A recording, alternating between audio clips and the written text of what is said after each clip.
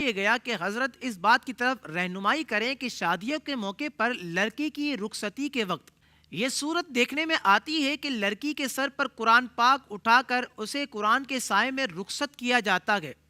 آپ یہ بتائیں کہ یہ عمل از روئے شرع درست ہے یا نہیں؟ دیکھیں، قرآن پاک بے شمار فوائد و برکات کو اپنے دامن میں لیے ہوئے ہے۔ جس طرح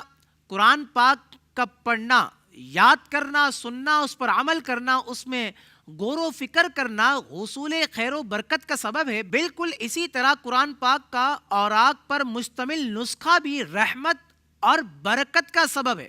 لہٰذا قرآن پاک کے نسخے سے برکت حاصل کرنا یہ بالاتفاق جائز عمل ہے، بالاتفاق جو ہے یہ مستحب عمل ہے۔ اب رخصتی کے وقت دلہن کے سر پر قرآن پاک جو کہ وہ اٹھا کر رخصت کیا جاتا ہے، اس کا مقصود کیا ہوتا ہے؟ دیکھیں، مقصد یہ ہوتا ہے کہ اس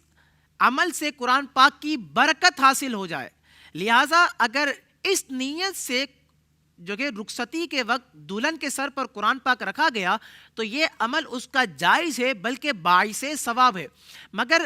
قرآن پاک کو رخصتی کے وقت جو کہ وہ بہن بیٹیوں کے سر پر رکھنا، اس وقت جو کہ چند اہم باتوں کا جو کہ وہ خیال رکھنا چاہیے۔ سب سے پہلی بات کہ باوضو شخص قرآن پاک کو پکڑے، یعنی جس شخص کے ذمہ یہ کام ہے کہ وہ جو کہ دلہن کے سر پر جو کہ وہ قرآن پاک کا سایہ کرے گا، تو لہٰذا ایسے شخص کے لیے ضروری ہے کہ وہ باوضو ہو، کیونکہ بے وضو شخص کا قرآن پاک کو چھونا یہ ناجائز اور حرام ہے۔ اس بات کا خیال جو کہ وہ قرآن پاک اٹھاتے وقت لازمی کرنا چاہیے۔ دوسری اہم بات کہ جس کا خیال رکھنا چاہیے وہ یہ ہے کہ دیکھیں، قرآن پاک کو جب دلہن کے سر پر رکھا جاتا ہے تو مقصود یہ ہوتا ہے کہ قرآن پاک سے برکت حاصل کی جائے، تو اس وقت اس بات کا خیال رکھا جائے کہ گانے باجے، آتش بازی اور دیگر امور غیر شرعیہ کو سر انجام دیا جا رہا ہو تو یاد رکھیں ادھر امور غیر شرعیہ کو سر انجام دیا جا رہا ہے، یعنی گانے چل رہے ہیں، آتش بازی ہو رہی ہے اور دیگر، اور ادھر جو دیکھیں کہ دلہن کے سر پر جو کہ وہ قرآن پاک موجود ہے، تو یاد رکھیں قرآن پاک کی یہ بے ادبی ہے، اور جو کہ یہ بات ہرگز بھی درست نہیں کہ قرآن پاک کی جو کہ وہ بے ادبی کی جائے۔ یاد رکھیں، ایک طرف جو کہ قرآن پاک سے برکت حاصل لی جا رہی ہے اور دوسری جانب قرآن پاک کے احکام ہی کی نافرمانی کی جا رہی ہے۔ ایک طرف جو کہ مقصد یہ ہے کہ اس سے برکت حاصل کی جائے اور دوسری طرف جو کہ قرآن پاک میں جو احکامات موجود ہے اس کی خلاف ورزی جو کہ وہ کی جا رہی ہے۔ اگر ہم دیکھیں یوں تو قرآن مجید جو کہ وہ پاس ہو یا نہ ہو،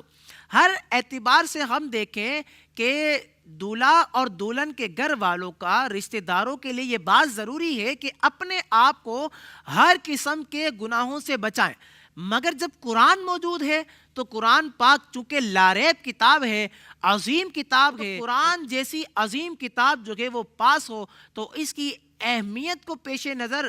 رکھتے ہوئے خاص طور پر گانے سے اجتناب کرنا چاہیے۔ اسی طرح امور غیر شرعیہ کہ جو شادی بیاہ کے موقع پر اکثر اوقات جو کہ وہ کیے جاتے ہیں اس سے اجتناب کرنا چاہیے، یوں بھی اجتناب کرنا چاہیے، اور قرآن پاک جب موجود ہو تو بدرجہ اولا جو کہ وہ اجتناب کرنا چاہیے۔ جب بندہ اجتناب کرے گا تو یقیناً قرآن پاک کی برکت جو کہ وہ ضرور بضرور اہل خانہ کو حاصل ہوگی۔